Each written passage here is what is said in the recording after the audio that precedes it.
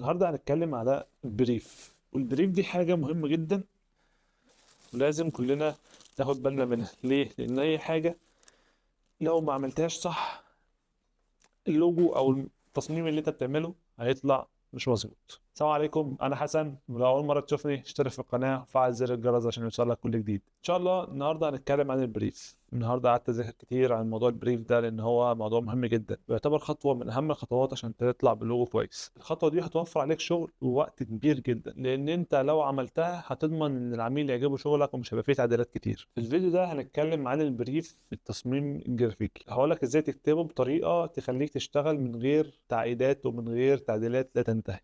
يلا بينا نبدأ. في الأول إحنا لازم نعرف إيه هو البريف أو معنى كلمة بريف إيه هي. البريف ببساطة جدا هو مستند بيوضح كل تفاصيل التصميم، مثلا بيوضح إيه هو هدف التصميم، إيه هو الجمهور المستهدف. يعني إحنا لو تخيلنا إن التصميم ده رحلة، فالبريف ده هو الخريطة اللي بتحدد لنا الطريق الصح. من غير البريف ممكن تضيع وقتك في أفكار ملهاش لازمة وممكن تعيد شغلك من الصفر. تاني حاجة لازم نعرفها، ليه البريف مهم.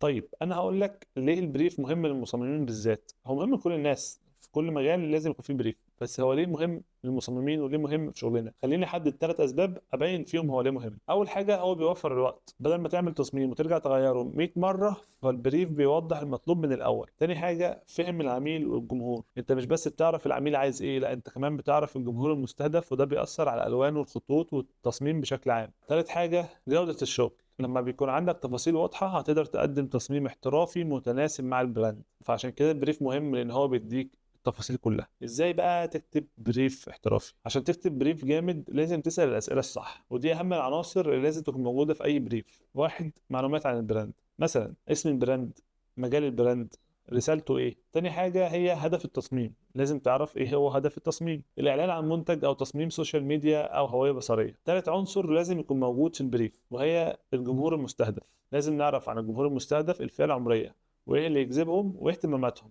ولازم نعرف اللوجو هيستهدف الستات ولا الرجالة ولا الاتنين. رابع حاجة وهي التفاصيل الفنية زي الألوان، الخطوط، المقاسات.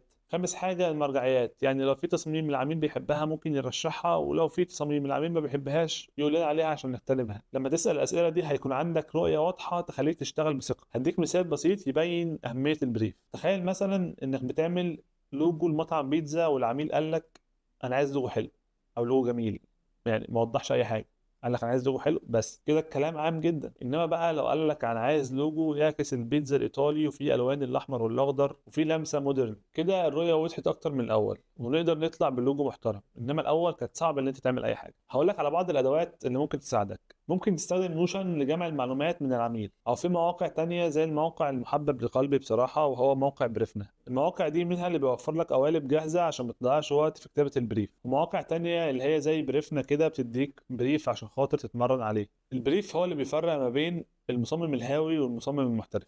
كل ما البريف يبقى اوضح كل ما شغلك هيبقى اسرع وادق. وطبعا دي كل حاجه عرفتها عن البريف، ولازم انت كمان تعرفها عشان تبدا شغل زي المحترفين بالظبط. وبس كده، لو عندكم اي اسئله اكتبوا لي في الكومنتات، وما تنسوش اللايك والاشتراك.